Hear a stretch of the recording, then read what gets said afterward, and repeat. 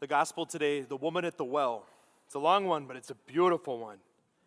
And there are certain details in here that are kind of hidden, where if we don't read it with the eyes of people from that time, we're going to miss some of them. But the general gist of it here is Jesus has every reason in the world not to care about this woman. And so why is that? Well, first of all, who is she? She's a Samaritan. Okay, we sometimes use that word in America, Good Samaritan law, whatever. She's a Samaritan. She's from the region of Samaria, and Jesus obviously is Jewish. Those two groups of people, back then and now, do not get along. We're talking oil and water. We're talking St. Thomas, St. John's. We're talking Packers, Vikings, etc. These two groups of people do not get along. It was so bad that, if Jewish people were going to, they needed to get somewhere, they would walk all the way around Samaria. So they did not have to go through there and interact with these people. They did not like them. They would take a much longer journey so that they did not have to interact with them. And when we went to the Holy Land, my class, they told us, okay, you guys in America might say, oh, wow, look it, someone's on the side of the road, flat tire, Good Samaritan's helping them out. That does not mean that here. Don't use that phrase. Good Samaritan doesn't mean that here. And the tension makes sense. The Jewish people, those are the people through which God saved the world. Jesus of Nazareth is a Jewish person. And then you have the Samaritans, who they actually believed in a certain sense in the God of Israel, but they also believed in all these other pagan gods, not real gods. And what's rule number 1 of the Old Testament? I am the Lord your God. Do not have any false gods. No, none. Samaritans, false gods. You can see where this is going. This is like a collision course. These two groups of people do not get along. So you can understand her she's like, wait, what? Why are you talking to me? And then we go a little deeper. There's kind of this detail that's important. What time of day is it? It's noon. That's important to understand as well. Because normally in these sort of villages or whatever, people go to the well to get their water beginning of the day. 1, because it's not hot, and 2, you need water the rest of the day, and it's kind of a social thing. You go to the well, you kind of chat, hey, seen any good camels in the desert lately? Chat with your neighbor. She's not doing that. Why is she going at noon? Well, we also hear that. She's going in the hottest part of the day when no one is there. Why? Because, as it said, she kind of lived a crazy life. She's kind of lived a wild life. And I'm venturing to guess she probably doesn't want to see them, nor do they want to see her. She's ashamed of the past that she has lived. Not only do the Jewish people not like the Samaritans, but the Samaritans don't even like her. She doesn't even fit in with her own group. And so Jesus has every reason in the world to not care about this person, to write her off. Put her in a box. Nope, don't care about her. I mean, he could go down the list. She's personally a sinner. Her group is not great. They worship false gods. And that group doesn't even like her. Boom, boom, boom, boom, boom. But what does Jesus do? He does not write her off. He actually does the opposite. He actually seeks her out. He initiates. And then he listens to her. He's not there to wag his finger at her. He's there, he's actually talking to her, engaging with her, listening. And then he invites her into something beyond anything. He looks at her, seeing the future full of hope. He does the exact opposite. Here's my point to us today. How many times in our lives, day to day, do we write people off? Do we put them in a box? You see the bumper sticker on the back of their car? No. You see the jersey they're wearing? Bleh. I mean, it's true though, right? We expect, when we go to confession or we come to Mass, we expect God to be gentle with us. We almost kind of bank on it. Yeah, of course God's going to be gentle with me. We're like this woman and we go to Jesus and yeah, he's going to be gentle with me. But then when the roles are reversed and there's someone like this woman coming to us, we just kind of write them off. Yeah, whatever. I have every reason in the world not to care about them. What That's not what the scriptures tell us to do, and that's not what Jesus is doing today. What does it say in the Our Father? It says, forgive us our trespasses as we forgive those who trespass against us. Many times in the scriptures, sometimes people ask, well, where does it say that in the Bible? Where does it say that in the Bible? And I'm like, well, many times in the scriptures, it's not giving you like point A, point B, point C. It's showing you. It's not telling you necessarily. It is showing you. What is Jesus doing today with this woman? He's showing us this.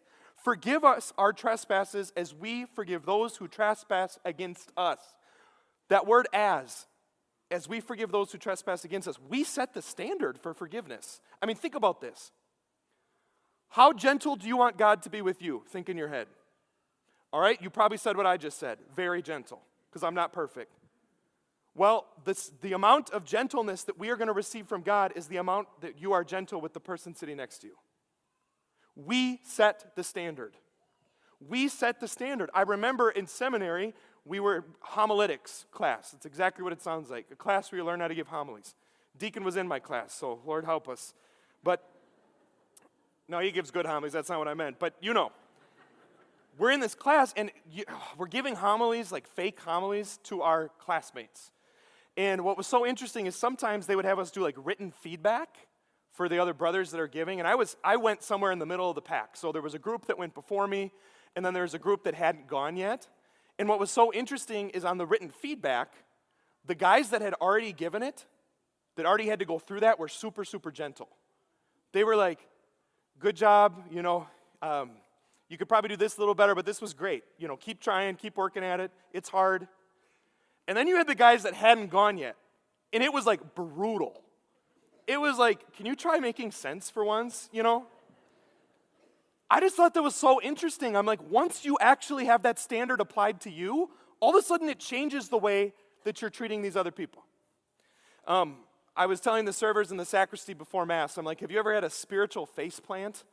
They're like, no. I'm like, I have. Get ready for the homily. Here's an example here of the opposite. Sometimes we seek forgiveness from God, but then in our hearts we write off other people. We just write them off. A couple weeks ago, Deacon and I were Mexican food? Chinese food? So we're getting some food. We're waiting in line at this place, and there's teenagers in front of us. And the curmudgeon in me, I'm just like, teenagers, get off my lawn. They're kind of being a little rowdy, whatever. I totally wrote them off. I'm like, ugh. We get up to the front. We're about right. We're getting our food, whatever. Cashier's like, those teenagers paid for your meal. And I'm like, faceplant. I was judging them in my heart up and down and shredding them. I wrote them off, and they just totally dunked on me, spiritually speaking. How often do we do that? Jesus had every reason in the world to write this woman off, and he didn't.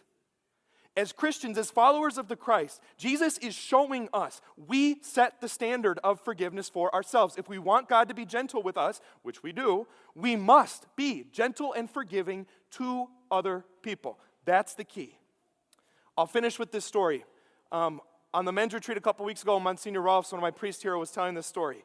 And he said there was a priest in his life when he was young who was dying, old priest.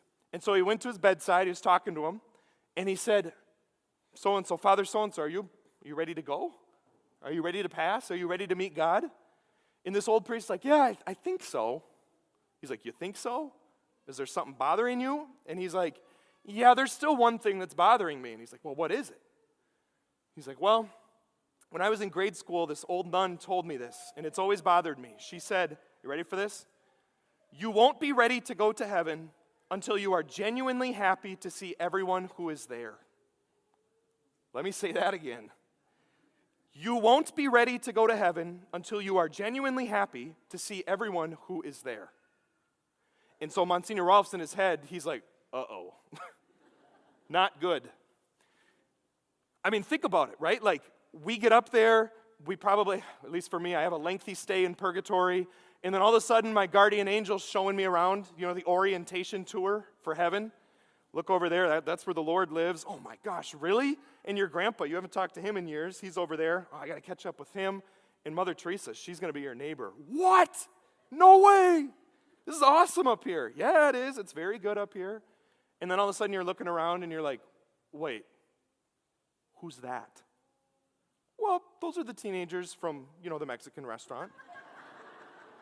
And I'm like, wait. Why are they here? Well, God forgave their sins, just like he forgave yours. Well, I know, but I have sins. They have sins. And then the guardian angel looks at you and says, back to purgatory you go. That was the final test. Isn't that just true? We are not going to be ready for heaven until we are genuinely happy to see everyone that is there. But in our hearts, we write people off. My brothers and sisters, what I want you to reflect on today, as well as me, who in your life have you maybe written off, maybe without even realizing it, but written them off, put them in a box, oh, this is what they're about, X, Y, Z, the other thing. Who is God asking you to take a second look at? To genuinely be happy if and when they find God. This is the word I want you to think about, respect. Not like the song, but like, did you know that word, respect? To do over again. And spectacle. Respect, to look again. Who do you need to look at again? To have that respect in your heart. Let's be like Jesus at that woman at the well. Not write people off, but love them for who they are and because God also loves them.